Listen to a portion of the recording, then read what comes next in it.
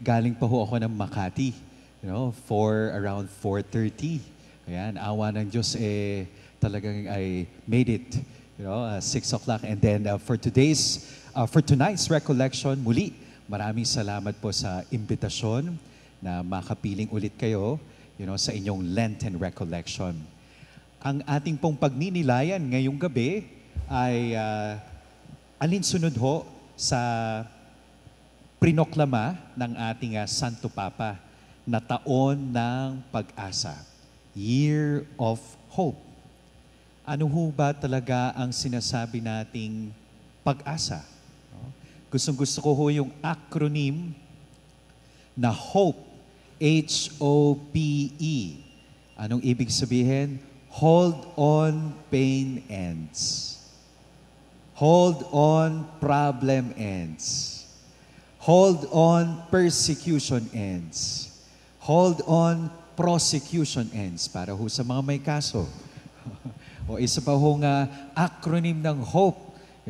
Heal our painful experiences. Or honor our purpose every day.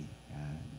Paano ho natin muling gigisingin o paalabin o pagniningasin itong pag-asa, sa ating buhay. Of course, meron ho tayong usual understanding ho ng pag-asa. Usually, we would understand hope with this expression, better days are coming. May bukas pa. Habang may buhay, habang may pag-asa, tignan mo nga yung katabi mo, mukha ba siyang pag-asa o paasa? Sabi ho ng mga millennials sa Gen Z, Father, kung minsan ang dapat sisihin ay hindi yung mga paasa, kundi yung mga assuming. Paano ho tayo makakasiguro na itong pag-asa na ito ay tunay na pag-asa? And we would ask ourselves, in a world, filled with chaos, confusion, conflicts, crisis, challenges around us and within us, can we still find hope? Yung gera, patuloy na gera sa Ukraine, Palestine, climate and ecological crisis. Ano pa ho? Alam niyo ho, yung sa China po, yung mga kabataan nila, meron ho silang statement shirt, nakalagay doon, we are the last generation. And even ourselves, we are divided by our different hopes. Pupunta ho tayo, halimbawa, papanoorin natin yung television, we would go to war zones, witness what is happening dun sa mga gera. Ano pa? Pupunta ho kayo, bibisita ho kayo sa preso, sa bilangguan. Hindi ba maraming mga bilanggo? Sana ay talagang tunay ang awa ng Diyos na sila pa rin ay makakalaya. Pupunta ka sa cancer ward. Diba? Yung mga naghihingalo. Meron bang pag-asa? Minsan ho, dinalaw ko yung aking kaibigan. Nagbabantay po siya ng kanyang nanay na may sakit na cancer. Terminal stage of cancer.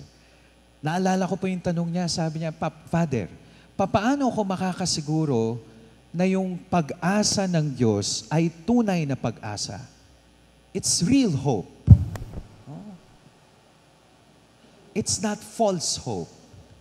Kasi parang mas okay, Father, yung wala ng pag-asa kesa peking pag-asa. Diba? Kasi kung wala kang pag-asa, wala kang aasahan. At kung hindi dumating yung inaasahan mo, hindi ka mabibigo. Diba? Kasi wala kang inaasahan. Relate ho ba kayo? Yan. Paano ho tayo makakasiguro? Itong pag-asa ng Diyos na nagmumula sa Diyos ay tunay na pag-asa. maganda ho nating bigyan ng liwanag. Magkaiba ho kasi yung pag-asa, hope, and optimism. Hope comes from God. Whether we feel hopeless, there is still hope. Because it is God Himself who planted that seed of hope in our hearts. Optimism is based on human potential, possibility.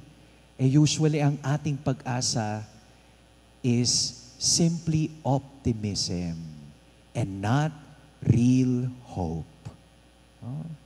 Mga kapatid, ito po, hope. Pag nilayan po natin ang pagbubukas ng pintuan ng pag-asa. The symbol of the door of hope, and how can we manifest that hope practically in our daily lives? Dahil itong pag-asa na pinag-uusapan natin at pinaniniwalaan natin, this is not a passive hope. This is a practical hope, performative hope. This is not a romantic hope. It is a real hope. Okay? Alright, next slide. Ayan. Okay. So, binuksan po ni Pope Francis ang pintuan ng pag-asa with that ritual last December. And we continue to pray for Pope Francis, for his health, for the church. Pero actually ho, si Pope Francis, kahit po siya ay nakaratay sa ospital, siya pa rin ay simbolo ng pag-asa. Patuloy pa rin niyang ginagawa ang kanyang misyon. Diba? At yun po ang hamon sa atin. Ano man ang hinaharap natin sa buhay, pagkakasakit, katandaan, krisis, kaliwat kanan, if we offer this suffering, and unite this suffering with the one suffering of Christ on the cross, there is dignity in our suffering, in our carrying the cross, like Pope Francis. Next slide. Ayan po. Yung pagdiriwang po natin ng Jubilee Year of Hope, yan po ay bahagi ng mas malawak na pagdiriwang. Yan po yung tinatawag natin na Jubilee Year of Redemption 2033. Ayan. Hari nawa, buhay tayong lahat sa 2033. So 8 years preparation towards 2033, 2033 years celebration of what? The Paschal Mystery, Incarnation of the Lord. Diba? 2,000 years. O pakisabi mo nga sa katabi mo, huwag kang mawawala ha. Nagsisimula pa lang tayo sa ating paglalakbay. 2025 as Jubilee of Hope. And we are pilgrims of hope towards that big celebration, 2033. Ngayon po, kapag sinabi ho nating Jubilee Year, eto po, babalik-balikan ho natin ang Biblia, ang salita ng Diyos. May kinalaman po yan sa Old Testament. It is a year of grace, a year of God's favor. Originally po, it is being celebrated every 100 years, then 50 years, then 25 years. Kung maalala po natin, last 2015, prinoklama ho ni Pope Francis extraordinary Jubilee of Mercy. Jubilee year, every 25 years. Extraordinary celebration during crisis moments. Extraordinary circumstances.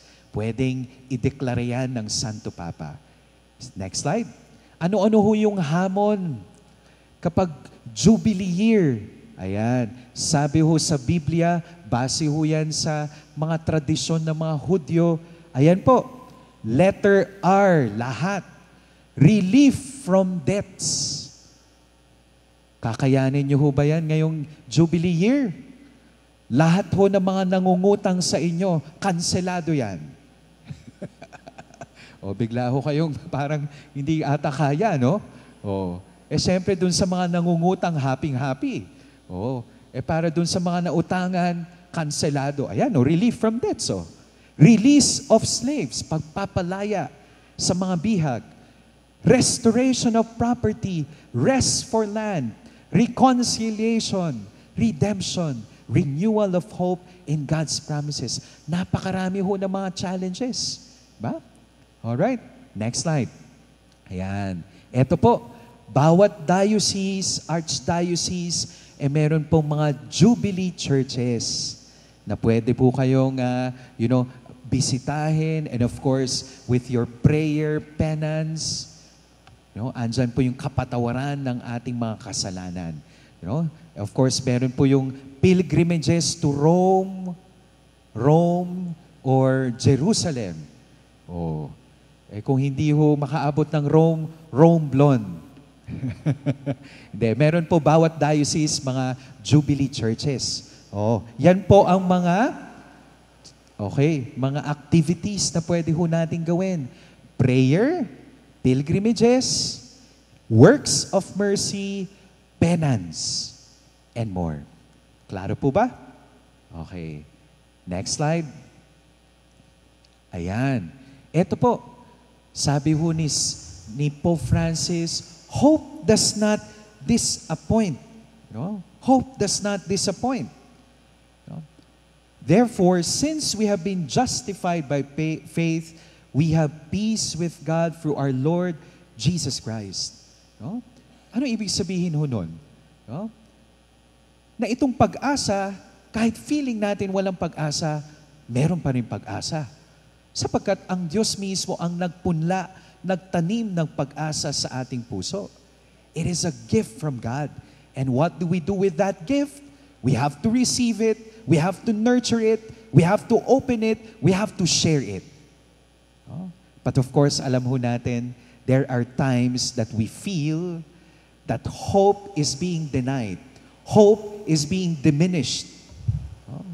But again, it is the Spirit of God who planted that seed of hope in us. It is the Spirit of God who hopes in us. Naalala niyo po yung sinabi ni San Pablo? Sabi ni San Pablo, sa mga pagkakataon na tila wala tayong masambit na mga salita sa ating mga panalangin dahil hirap na hirap tayo sa buhay. Parang walang pag-asa. Ano yung sinabi ni San Pablo? It is the Spirit of God who groans in us. And therefore, we could also say, it is the Spirit of God who hopes in us, among us, with us, for us. Amen? Andiyan pa ba kayo? Yan. May pag-asa pa talaga? Okay. Okay, next slide. Hope does not disappoint because the love of God has been poured out to us. Sabi ho ni Cardinal Advincula, habang may buhay, habang may pag-asa, sabi naman po ni Archbishop Socrates Villegas, sabi niya, totoo naman yun. Habang may buhay, may pag-asa. Pero parang higit na mas makatotohanan, habang may pag-ibig, may pagmamahal, may pag-asa. Paano kung wala ng buhay? Wala ng pag-asa. Habang may pagmamahal, may pag-ibig, may pag-asa. It is the love of God, our love for God, our love for our mission. Doon po ang pinanggagalingan ng pag-asa. Okay pa kayo? Ayan, next slide. Ayan. Do not be afraid to open the door of faith in your heart. Okay, bawat isa ho sa atin, lahat naman po tayo, may mga kinatatakutan sa buhay. Pero anong klaseng takot? Real, true hope, false hope. Is it a holy fear? Or paralyzing, baseless, exaggerated fear? More often than not, our fears are baseless, paralyzing. Oh? Nakakatakot nga naman ang isang taong walang kinatatakutan. Pero mas nakakatakot ang isang taong walang kinatatakutang Diyos. Ito ho yung paradox of faith and fear.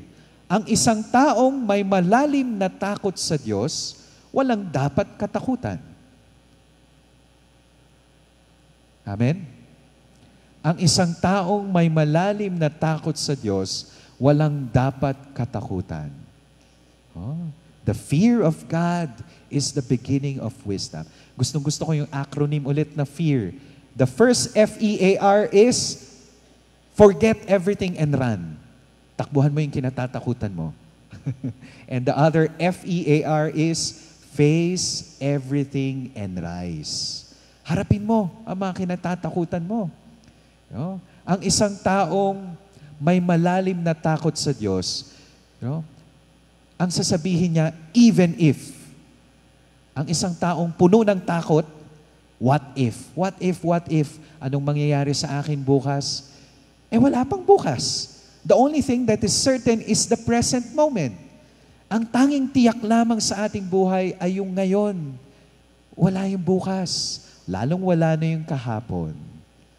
And sometimes we live in the future, or in the past. Okay? Do not fear. Jesus is the door of peace. Next slide. Ayan. Pag nilayan po natin ang simbolo ng pintuan, tinype ko ho sa Google, the most beautiful doors in the world. Ayan po. Yan po ang lumabas. From Spain, France, India, Morocco. Ganyan ho ba ang pintuan ninyo sa CR? O sa bahay ninyo? Ayan, no? Ang gaganda, no? The door. Okay, doors. Next slide. Tinype ko rin po, the most beautiful doors in the Philippines. Ayan po. Dito, oh. Alam niyo po kung saan niyo ho matatagpuan ito? Ito mga to. Sa Lazada. Sa Shopee. Sa Facebook Marketplace. Ayan ho, may mga code na, di ba? Mga Pilipino talaga, ano? Di ba? Ito ho ay pintuan ng San Agustin Church. Alright. Next slide. Alam niyo ho, sa Biblia, napakalalim ho ng simbolo ng pintuan. Meron ho yung pintuan patungo sa kaligtasan. Door to salvation. Door of the sheepfold. Door of the heart.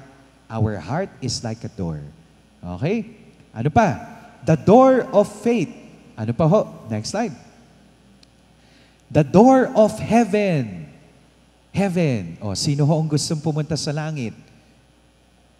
Taas ang kamay. Sino ho ang gustong mauna? O, tingnan nyo, bigla hong nagising. O, ano pa? The door of opportunity. Sabi ho, may tatlong klase daw ng tao sa mundo. There are those who would, what? When the opportunity knocks, they open the door. They grab the opportunity. Ba? There are those who would kick down the doors of opportunity. Andyan na nga yung opportunity. Tinatalikuran pa, ayaw pa, pipili pa ng ibang opportunity. And there are those, when the opportunity does not knock, they build the door of opportunity. Ba? Okay, next slide. The narrow door to the kingdom, the doors of despair. Naalala nyo ho, nung resurrection, story, nagkulong yung mga disipulo dahil takot na takot sila. They would suffer the same fate as their Lord, as their Savior, like Jesus. Kaya ho sila nagkulong. Sa kalungkutan, kawalan ng pag-asa. And then, lo and behold, the risen Jesus entered through locked doors. Next slide. Ayan. Daily doors, daily decisions. Okay, eto po. How can we practically apply, opening doors of hope in our lives? Ito po yung mga challenges. Embracing new opportunities. Ngayong taon ho, ano ho sa tingin nyo, mga new opportunities sa inyong pamilya, sa trabaho, dito po sa inyo bilang sambayanan. No? What are the new doors of opportunity? Kanina po pinakita sa inyo ang inyong fundraising project para sa pagpapaganda ng inyong simbahan. What are those opportunities being open to you? Know when to let go, closing doors. Diba? Ano pa? Respecting boundaries. Opening, closing doors. Ano pa ho? Embracing change. Transitions between opening, closing doors. Eto, recognize the value of timing. Hindi lamang po tatanungin natin, ano-ano yung mga pintuan sa ating buhay na dapat nating buksan, isara. Open, close, revisit, repair. Hindi lamang natin tatanungin ano-ano. Tatanungin natin kailan natin bubuksan. Isasara. Amen? Nandiyan pa ba kayo? Kami ho sa Society of St. Paul. Nung COVID-19 pandemic, meron ho kaming mga bookstores. St. Paul's bookstores. Sa malls at sa online. Siyempre ho, apektado ho yung sa bookstore. Yung aming mga bookstores, siyempre may mga empleyado ho doon. Ano pong gagawin namin? Taghirap. Alangan naman magpapaalis kami ng mga empleyado. Yun ang pandemic, ang panahon na kinakailangan kami ng aming mga empleyado. At kaming Society of St. Paul, hindi lamang kami mga may-ari, kundi kami ay mga pari.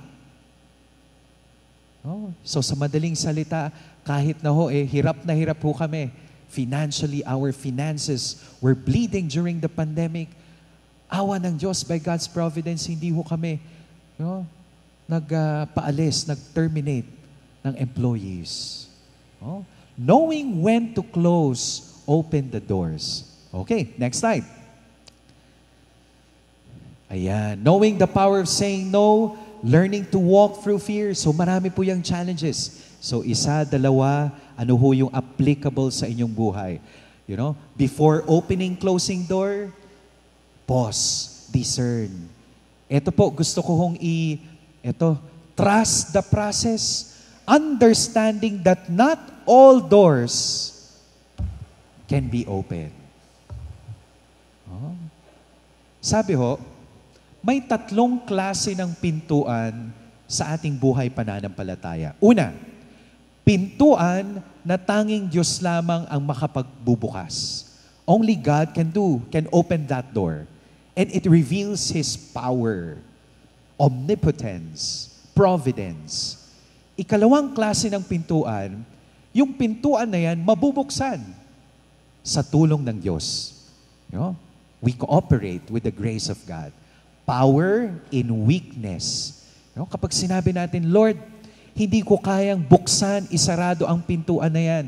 At dahil sa iyong tulong, mabubuksan ko yan. Maisasara ko yan.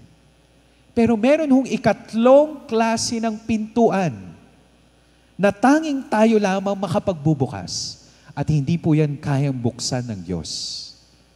At hindi po yan gagawin ng Diyos para sa atin. Tayo lamang makapagbubukas nun. That is what we call powerlessness of God when it comes to human freedom. Sapagkat tayo lamang makapagbubukas niyan. Sabi nga ho ba, di ba? Dalawa daw yung lock ng ating puso. Outer lock and inner lock. Outer lock, pwede pa siguro buksan ni Lord.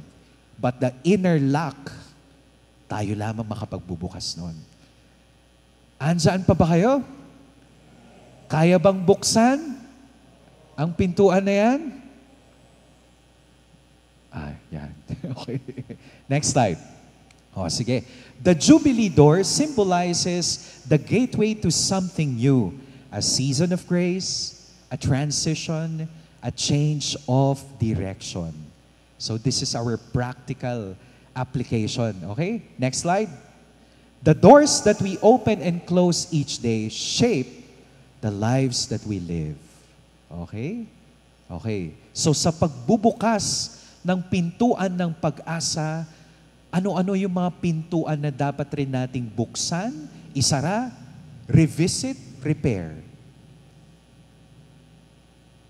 Okay? Whether yan po ay sa pamilya, sa trabaho, in your faith community here. Andyan pa kayo? Alright. Next slide. Okay, next slide. Let's move forward. Ayan. Next slide. Next. Please, next.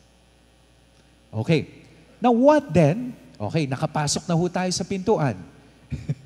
Pag ninilayan na ho natin yung mismong pag-asa, ang kaloob at hamon ng pag-asa, the gift and the challenge of hope. Nasa pintuan pa lang ho tayo, ha? Yan. Antok na ho ba kayo?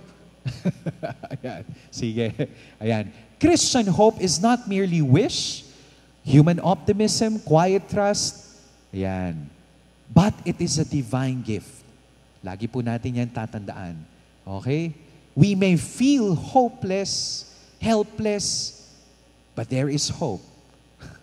Okay? Eto, hope is a gift from God, grounded in Christ's resurrection, that in the end of our lives, personal lives, cosmic life, lahat po tayo ay magkikitang muli sa langit. We are destined for eternity with God. Ayan. Tignan mo nga muli katabi mo. Mukha ba siyang karapat-dapat sa langit? Oo. Diba? O bakit ho parang bigla ho kayong nalungkot? Gusto niyo ho ba sama-sama pa rin kayo sa langit? O bakit parang napipilitan ho kayo? Ayan ha. Okay. Ito ho, gusto ko hong i-point out, blossoms in moments of absurdity. Ang pag-asa isinisilang sa mga sitwasyon na tila walang pag-asa. No? Tila walang katiyakan, walang liwanag, walang pag-asa. Doon isinisilang ang pag-asa. Oh. Okay? Okay, sige. Next slide. Hope is professing that God is still alive.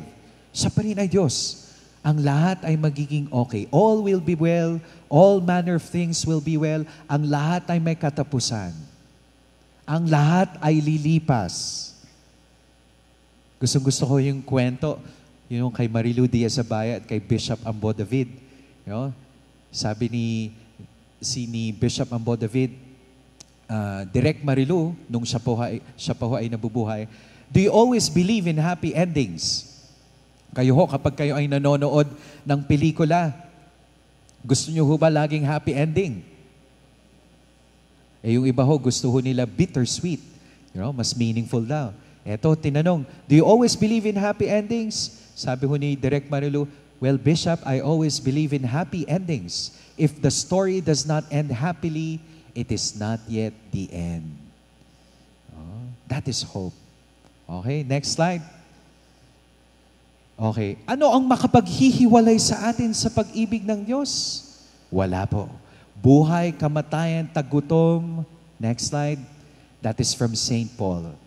For I am convinced that neither death, nor life, nor angels, nor principalities, nor present things, nor future things, nor powers, nor height, nor depth will be able to separate us from the love of God. Next slide. Eto, paborito ko rin yan, na scripture quote, napakaganda ho sa Tagalog. Kabi-kabila yung mga pagsubok, pero hindi tayo palulupig. Nalilito tayo, ngunit hindi tayo nawawalan ng pag-asa. Inuusig tayo, ngunit hindi tayo nag-iisa dahil kapiling natin si Jesus. Okay? Ayan. Next slide. Ayan. Pinapaalala ho sa atin ni Benedict XVI. Lahat po tayo, we all have greater and lesser hopes. Hari nawa, hindi ho natin yan mapapag-interchange. Kasi kung minsan ang lesser hope sa atin is the greater. And the greater becomes lesser. There's only one greater hope. And that is God, heaven, eternal life. Next slide.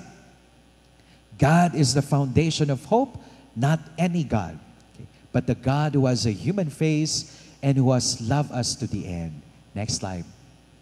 Ayan. Ano ho yung pag-ugnayan ng pag-asa, pag-ibig at pananampalataya? Usually we would reflect on faith and love. No? And now, we are called to reflect on hope. Okay? Ito po, mga images para mas mapalalim natin ang pag-unawa. Pananampalataya, ugat. Faith, roots. Hope, stem. Love, fruits. Kailangan mamunga ang pananampalataya, pag-asa. Faith hears the music of the future. Hope dances to it now. And love, charity, creates the music. All right? Next slide. Eto. Papaano kung walang kasagutan sa mga tanong? Papaano kung walang solusyon? Lahat ba ng problema may solusyon? Yes? Sabi nung kaibigan ko, Father, lahat ng problema may solusyon. Kung walang solusyon, huwag mong problemahin. Diba? Tama ho ba? Oo nga naman. There's a wisdom to that. Now, papaano kung walang solusyon? Papaano kung walang kasagutan? Hindi naman siguro lahat ng mga katanungan natin ay may kasagutan. Maraming mga katanungan natin sa buhay, dadalhin natin yan sa hukay. Now, eto po. Not all problems can be solved. Some challenges, like dilemmas, persist and resist easy answers. No? Now, dilemmas are not meant to be embraced. They are meant to be understood, accepted. Oh, okay? In such times, we don't look for solutions, but we look for stories or testimonies of hope. Hope is not the absence of hardship, but it is finding light within it. Sa mga bagay na hindi natin kayang maunawaan at unawain, ano po ang pwede natin gawin? Tanggapin, yakapin, mahalin. Uulitin ko, sa mga bagay na hindi natin kayang maunawaan, ang tangi lamang nating magagawa, tanggapin. Surrender, acceptance. Yakapin, mahalin. Minsan dumalaw ako sa ang aming seminaryo sa Makati ay malapit po sa Makati Med, walking distance. So may mga pagkakataon kami, we minister to the sick and the dying. Siyempre, ang dami mga pasyente dyan sa Makati Med. Hindi ko makakalimutan yung isang pasyente, dinalaw ko, terminal stage of cancer. Sabi niya sa akin, alam mo, Father, hindi ko alam kung aabutin ko pa ang bagong taon. Well, awa ng Diyos, eto pa rin ako. Pero yung sakit na cancer, physically, mentally, emotionally, financially, you're drained. I am in terrible pain, Father. My family is terribly suffering so much. I am in terrible pain, but I am at peace. Pwede palang magkasama yon, ba? Sa kabila ng hirap, pasakit sa buhay, andyan pa rin yung kapayapaan, kapanatagan. Bakit? Acceptance. Surrender. Acceptance of the unknown, the uncertain, the uncontrollable. Okay, next slide. Okay, eto na po. Okay, how can we live up to the challenge of hope? Ayan po ang mga suggestions. Continue, stand firm, celebrate, commend, pray deeply, clear out, make peace, care, do good, desire what is just, cherish, love children, and be childlike. And of course, connect, build bridges, and break barriers. Isa-isahin po natin. Una. Next slide. Ayan. Ako po bilang pare, I'm already 10 years in the priestly ministry. At tuwing naiimbitahan ako mag-celebrate or mag-con-celebrate ng mga anniversary, wedding anniversary, masses, tuwang-tuwa po ako. Meron ba dito 10 years bilang mag-asawa in their marriage vows? 10 years? 20 years? Meron po ba? 50 years? 100 years? O, di ba? Ako tuwan-tuwa. Ako po ay, nung sa seminaryo ho, ay nagsimula ho kami, college seminary, 13. O, after 5 years, 3 na lamang ho kami. After 13 years, before we become a full-fledged Pauline priest, 13 years. Mag-isa na lamang ako. Kasama ko kabatch ko, si Brady. Si Tito. Ayan. Alam niyo ho yung mga kabatch ko, yung iba may asawa na, yung iba ay single. Syempre ho, graduate ho ng philosophy, yung mga kabatch ko, kaya mga pilosopo. Sabi ho nila sa akin, mabuti na lang, Father, hindi ka nag-asawa. Marriage is not just a word, it is a sentence. It is a life sentence. Totoo ho ba yun? Sabi po nung isang kabatch ko, nagjo-joke siya, alam mo, Father, yung asawa ko, manang-mana sa kanyang nanay. Dinaig pa ang Diyos sa 10 utos. Yan. Sabi ko naman, bawat bokasyon naman, meron yang, we all have our own crosses, whatever vocation. Priestly, religious life, marriage, married, or even single blessedness. Ako po, I live in a religious community. 40 to 50 ho kami sa religious community. Araw-araw po yun, pakikisamahan mo. Diba? So parang araw-araw meron kang hinaharap na mother-in-law. Kasi pakikisamahan mo lahat ng kasama mo sa community. But when we stay put in our chosen vocation, that is a sign of hope. In spite and despite. Okay pa kayo? Kaya pa ba? Next slide. Ito, gustong-gusto ko ho yung sinabi ng isang missionary sa Afghanistan, isang Dominikano. Sabi niya, ba't andito pa ako? Ba't hindi pa ako umaalis dito sa Afghanistan? 25 years na ako dito. Napakaganda na sinabi niya, simply in being, simply in living, I engage the future of a people in the light.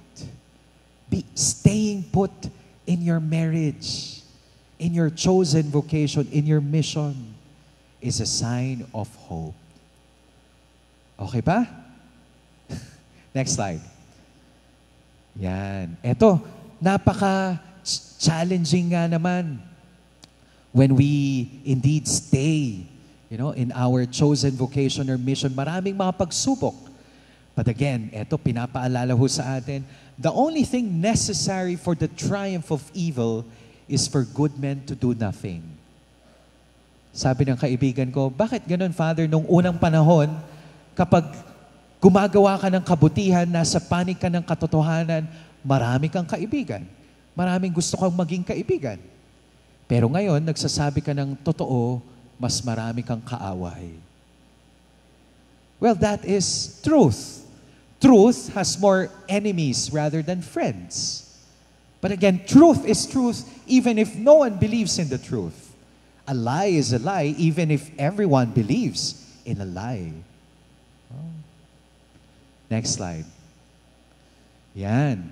At the end of the day, sa bawat pagtatapos ng araw o mismo ng ating buhay, harinawa, mas marami ho tayong minahal kesa hinusgahan. Mas marami ho tayong inambag kesa pinuna. Kasi kuminsan mas marami ho yung criticism kesa sa contribution. Amen? Yan. Okay. Next slide. Okay. Ano po yan? Last Supper. Okay. Napakaganda ho ng kwento ng Eucharist as the ultimate, what? Ultimate witness of hope. Bakit? Isinilang ang Eucharistia sa mga panahon ng walang katiyakan, tila walang pag-asa, betrayal, desolation, isinilang ang Eucharistia. Kaya nga sinasabi nung pare, on the night he was betrayed, sa mga panahon na tila napakadilim, walang katiyakan, walang pag-asa, si Jesus, He broke bread. He instituted the Eucharist. Oh, okay? Next slide. Ayan. The Christian paradox is that every Sunday, the community gathers to remember when it's scattered. Ayan. So every time we celebrate the Eucharist, it is a moment of thanksgiving for God's fidelity. Grateful people are happy people, healthy people, holy people, because everything they see is laden with grace. Diba? Sino ho daw sa atin dito yung mga may pinakamalinaw ang mata? Mga taong puno ng pasasalamat. Grateful people, contented people, have the clearest eyesight of all. Contentment is the greatest wealth. Maaring nasa sayo ang lahat, pero ang tanong, happy ka ba? Kontento ka ba? Next slide. Ayan. Pray.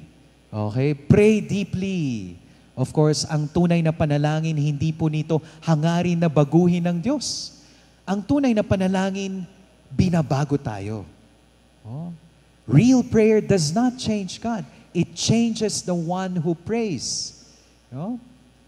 Alright? But of course, alam po natin ang panalangin, prayer, hindi ba acts? ACTS. Adoration, contrition, thanksgiving, supplication. Papuri sa Diyos, paghingi ng tawad, pasasalamat, at paghingi ng tulong para sa sarili o sa ibang tao. Acts. Pero ang panalangin is also why. W-H-Y.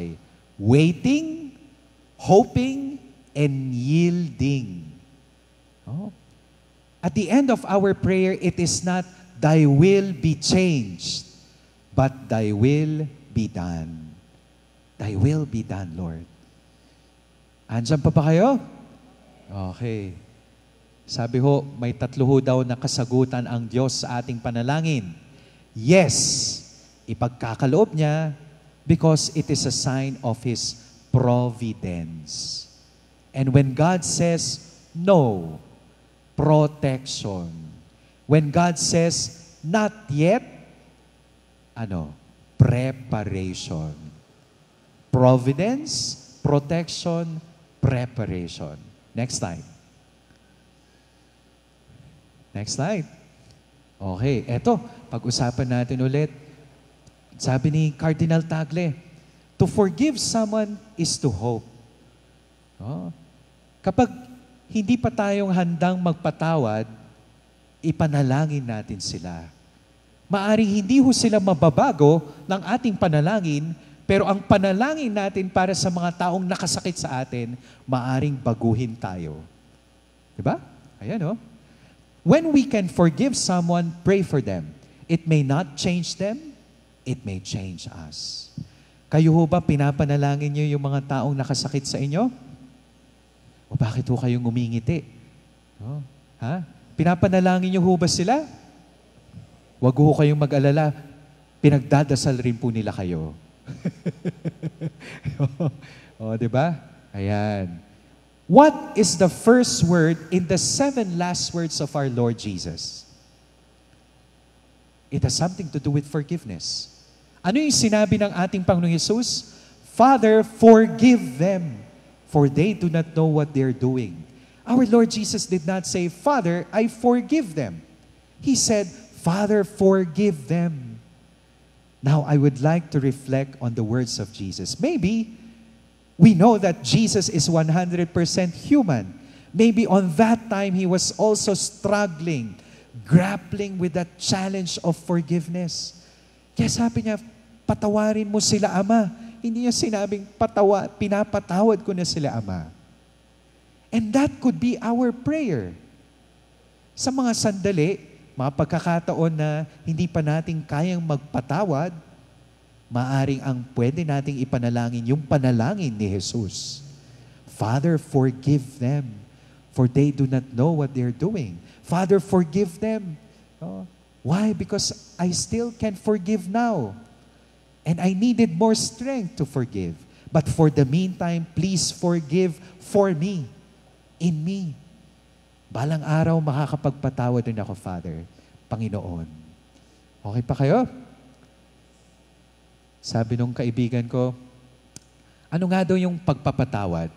Forgive and forget or forgive and remember? Yan po yung tinanong ko sa inyo last December. Forgive and forget, forgive and remember? Forgive and forgive? Yung pinakamakatotohanan, remember and remember. Tayo ho daw ay mga by nature farmers. No? Mga mapagtanim. Naalala natin yung mga dapat nating kalimutan at nakakalimutan natin yung mga dapat nating tandaan. Diba? Father, apology accepted, but access denied. Father, magpatawad, okay pa. Pero magtiwalang muli dun sa tao, it's a different story. No? Yung aking kaibigan, gigil na gigil. Sabi niya sa akin, alam mo, Father, talaga naman, ang ahas ay ahas pa rin. Magpalit man ng balat. Bakit nga ba tayo nagpapatawad? Well, we would forgive. Perhaps not because the people who hurt us, they deserve forgiveness. But we deserve peace, healing, new beginnings. But when we pray for the people who hurt us, maybe it will not change them. Perhaps it will change us. At hindi ho lahat ng pagpapatawad, one size fits all. Sometimes the healing process is more painful than the wound itself. Kaya hindi ho minamadali. Proseso, journey. Next slide. Okay. We're about to end. Eto. Ano nga daw yung pag-asa? Ang pag-asa, mamayang gabi, iseset mo yung alarm clock mo. Hindi mo naman alam kung gigising ka pa bukas, pero iseset mo pa rin. Oh, you would still plan for tomorrow. Yan po ang pag-asa. Hope means I live now, whatever may happen tomorrow. Amen? Okay, let's move forward. Yan. Okay, move forward. Eto. Sino ho dito ang mga magulang? Yan. Loving children. Loving children does not mean spoiling them. Ako po ay pare, and from time to time I would be invited to minister to schools and universities, and you would hear both sides. Sasabihin ng mga magulang, Father, parang we feel ignored by our children. Parang ang tingin na lamang nila sa amin para kaming mga ATM machines. GCash or Maya, kung kailan hihingi ng allowance, saka sila makakaalala. Sasabihin naman ng mga millennials, Gen Z, Father, why is it that people whom we love most are the ones who hurt us most deeply? Yung mga taong mahal namin, sila pa yung nananakit sa amin. Bakit porket bata kami, ayaw kaming pakinggan ni Mommy at ni Daddy? Alam niyo ho ba dun sa isang survey from UP, I think it's a UP survey, 2021, year 2021, 1.5 million who committed suicide. Filipino youth. Filipino. Isa ho sa hindi ko makakalimutan na bilang pare ang mag-bless ng patay. No? Teenager sa harap ng kanyang pamilya. Makabataan ngayon, they are really talented, multitasking, but they're also fragile. With many, of course, social media influences. Nakakalungkot. Kakalungkot. We would say, the youth today are the lost generation. Are they really lost? Or have we lost them? Has the church, family, society lost the youth today? Moving forward. Okay, move forward, move forward. Let me end with this. Move forward. Two images of hope. The adult Jesus and the child Jesus. Okay, move forward. Okay, sino po ang merong Santo Niño sa bahay? Yan. Okay, mamaya po tignan nyo ang mukha nyo sa salamin, ha? Kamukha nyo na ba si Santo Niño? pagkatapos ng recollection. Ayan. Gustong-gusto ko po si Santo Niño kasi si Santo Niño ay may hawak na globe, mundo. Parang pinapaalala ho sa atin ni Santo Niño, madapa man tayo, sumubsob man tayo ngayong 2025, madadapa tayo sa palad ng Diyos. With the childlike faith, hope, surrender. In contrast with, eto po, next slide. Ayan, Atlas. No? O, sa mga nakapunta ng New York, Cubao. New York po sa, sa St. Patrick's Cathedral. Across St. Patrick's Cathedral is a Rockefeller Museum sa 5th Avenue. Nagpatayo po ang Rockefeller family ng monument ni Atlas. It's a Greek figure. Si Atlas, pasan-pasan niya ang mundo. Well, it's a symbol of success, achievement, self-determination. Pero kung makikita mo si Atlas, hirap na hirap sa pagpapasa ng mundo. Pero si Santo Niño, effortless. Papaano ho natin hinahawakan ang mundo? Mga problema natin sa buhay. Second, last image. Ayan. Let me end with that. The ultimate model of hope. Tatlong posture po ng Nazareno. Una po, pagpapasan ng krus. Pagmamahal. Love. We can only find meaning, purpose, significance in our carrying the cross when we unite our crosses with the one cross of Christ. Iuugnay natin ang ating mga paghihirap sa nag-iisang paghihirap ni Jesus sa krus. Love. Ikalawa, ang Jesus poong Nazareno ay nakaluhod. Faith. Kung hindi mo na kayang tumayo, makipaglaban sa buhay, lumuhod ka. Pero yung ikatlong disposisyon ng poong Nazareno, ano po? Saan po siya nakatingin? Bagamat bigat na bigat sa kanyang krus, saan po nakatingin ang Nazareno? Saan? Saan? It's forward or upward. Yan. That is what we call hope. Pag-asa. We can only get up when we look up. Look up. Amen. Maraming salamat po sa inyong pakikinig.